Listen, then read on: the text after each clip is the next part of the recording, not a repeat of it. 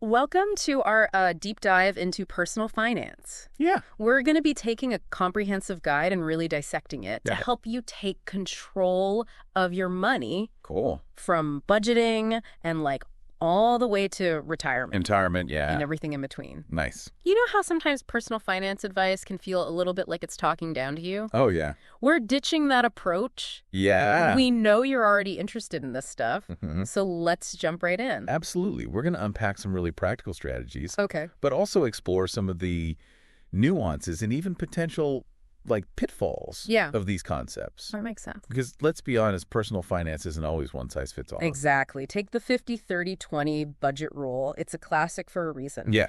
But I've heard from folks that it can be tough to stick to, especially in cities with, sky-high rents. Yeah. Have you found that to be true?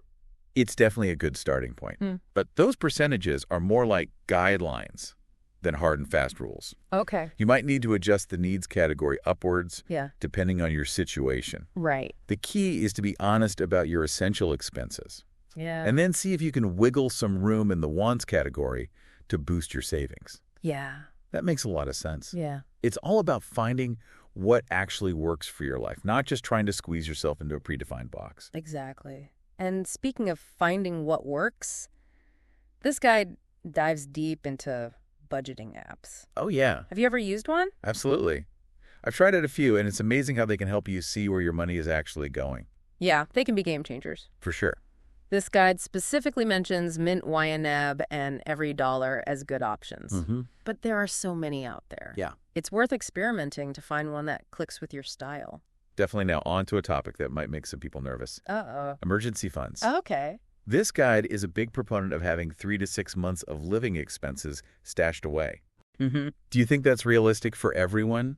I know it sounds daunting. Yeah. But think of it as a safety net, not a burden. Okay. Even starting small and gradually building up that fund can make a huge difference. It's like that saying, pay yourself first. Yes. It's not about depriving yourself. It's about prioritizing your future financial stability. Exactly. And by having that cushion, you're less likely to rely on high-interest credit cards or loans. Right. When unexpected expenses pop up, Yeah. it can actually save you money in the long run. That's a great point. Yeah. So where's the best place to park this emergency fund?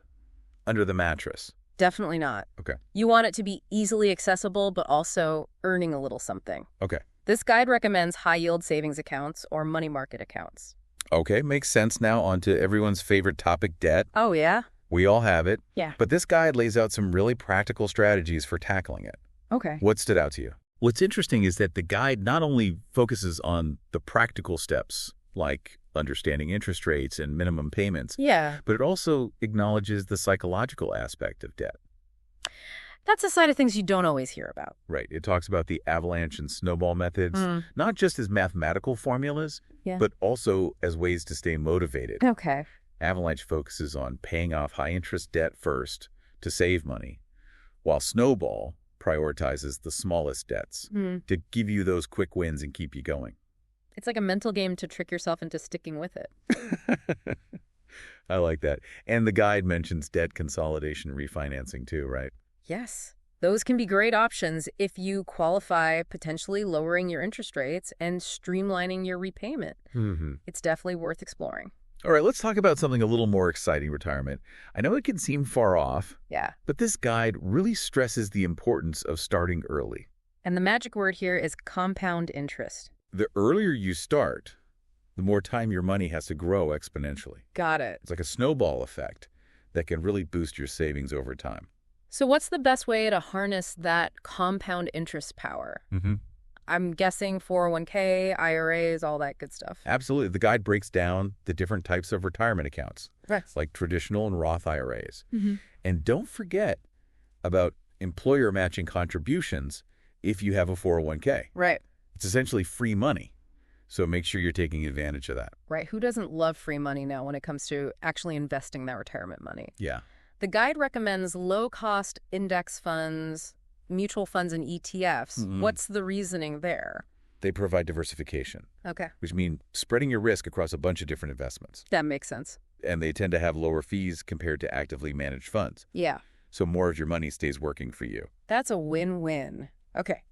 I feel like we've covered a lot of ground already. For sure. But I know there's so much more to unpack, especially when it comes to investing beyond just retirement. We've only just scratched the surface. Yeah. In the next part of our deep dive, we'll go beyond the basics and explore some of the psychological aspects of money. Oh, interesting. Because, it's not always just about the numbers. Mm-hmm. It's about our relationship with money and how we can develop healthier habits. That's a good point. I'm looking forward to that. Yeah, me too. All right, well, let's take a break and we'll be back in just a minute. Sounds good. I'm really glad this guide goes beyond just like the nuts and bolts of budgeting and investing. Yeah. It dives into like the psychology of money, which I think is something a lot of personal finance advice overlooks. Absolutely. Our mindset and emotions play a huge role in our financial decisions. Right. Whether we realize it or not. Yeah. So how can we start to become more aware of those like mental and emotional patterns when it comes to money? The guide talks about shifting from a scarcity mindset to an abundance mindset. Yeah. Yeah, it's easy to get caught up in what we lack, but focusing on gratitude for what we already have can be incredibly powerful. That makes sense. It's like that saying where attention goes, energy flows. Right. If we're constantly focused on what we don't have, we might miss out on opportunities that are right in front of us. Exactly. It's about cultivating a sense of abundance, not just financially, but in all areas of life. I love that it's a much more positive way to approach things. The guide also mentions the importance of delayed gratification. Oh, yeah. That's something I personally struggle with sometimes. Sure. Any tips on how to get better at that? It's definitely a skill that takes practice. Yeah. The guide suggests visualizing your long-term goals. Okay. If you can really connect with the future you're working towards, it can make those short-term sacrifices feel a lot more worthwhile. That's a great idea. It's like giving yourself a little taste of the future to stay motivated in the present. And speaking of connecting with our goals, the guide emphasizes the importance of aligning our spending with our values. Yeah. What does that look like in practice? It's about asking yourself, does this purchase truly reflect what's important to me? If you value experiences over material possessions, for example, your spending should reflect that. So it's not about deprivation. It's about making conscious choices that are in line with what you truly value. That makes a lot of sense. The guide also talks about the concept of your money story. Okay. Those beliefs and attitudes about money that we often inherit from our families. Yeah. Or develop through our experiences. That's so interesting. It's like our own personal money narrative that's been running in the background without us even realizing it. Exactly. And sometimes those stories can hold us back from achieving our financial goals. Right. The guide encourages us to become aware of those stories and challenge any limiting belief that might be holding us back. That's a powerful idea. It's like taking control of the narrative and writing a new story for yourself. The guide also dives into practical habits for managing money. Things like automating savings and bill payments. Right. Those are such game changers. Yeah. It takes mental effort out of it and makes sure you're consistently taking care of those important financial tasks. Yeah, and setting aside time for regular financial check-ins, even just once a month, can help you stay on top of things and catch any potential issues before they become major problems. Absolutely. It's like a financial self-care routine. Exactly. And remember, it's okay to ask for help when you need it. This guide encourages seeking professional guidance from financial advisors, tax professionals, or credit counselors when things get complicated. Absolutely. It's like having a financial coach in your corner. Right. Speaking of growth, the guide emphasizes the importance of approaching personal finance with a growth mindset. What does that look like in action? It's about viewing challenges as opportunities for learning.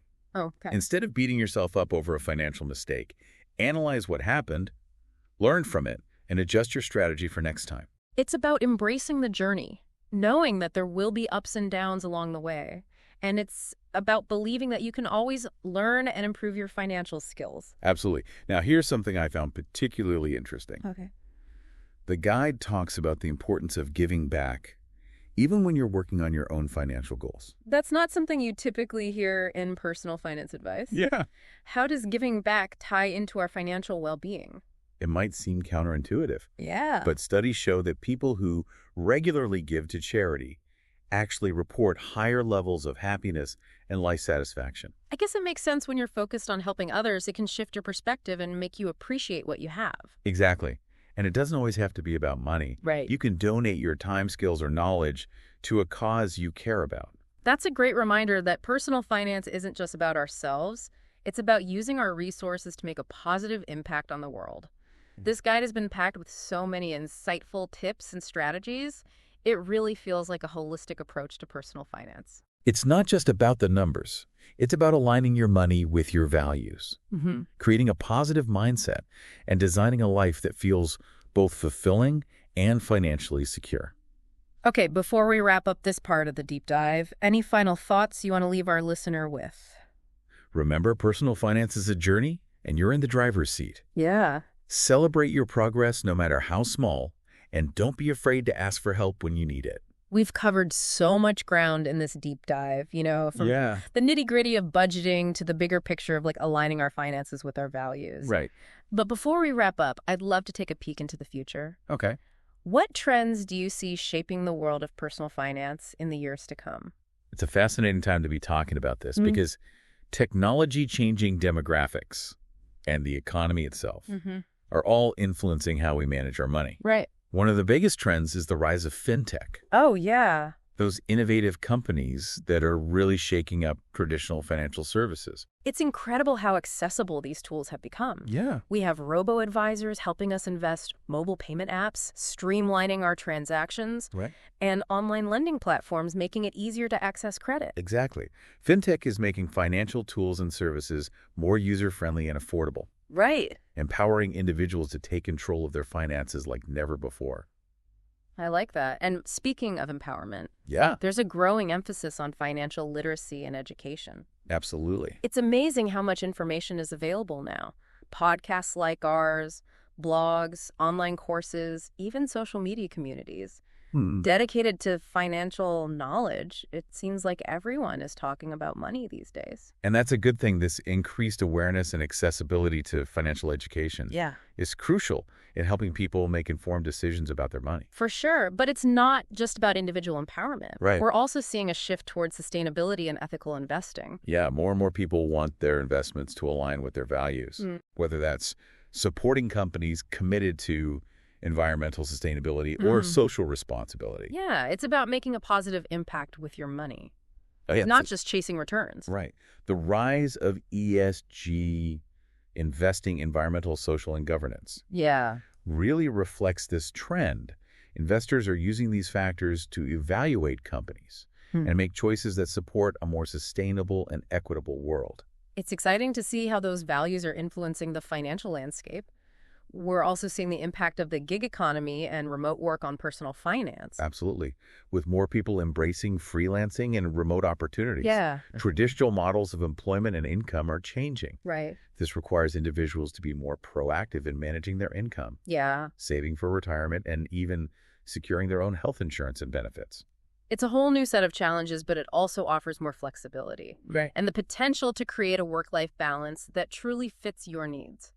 Another trend that's piqued my interest is the rise of alternative investments. Oh, yeah. Cryptocurrencies, NFTs, even fractional ownership of real estate or art. It's a whole new world of investment opportunities. Right. But they also come with their own set of risks.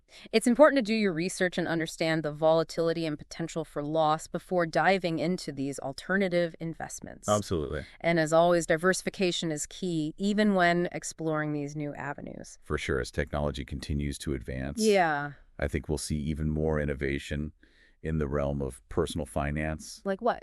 AI-powered financial assistance, personalized financial planning tools. Oh, wow. It's going to be interesting to see how these developments shape the way we manage our money. It's a lot to take in, but it's also incredibly exciting to think about the possibilities. Yeah.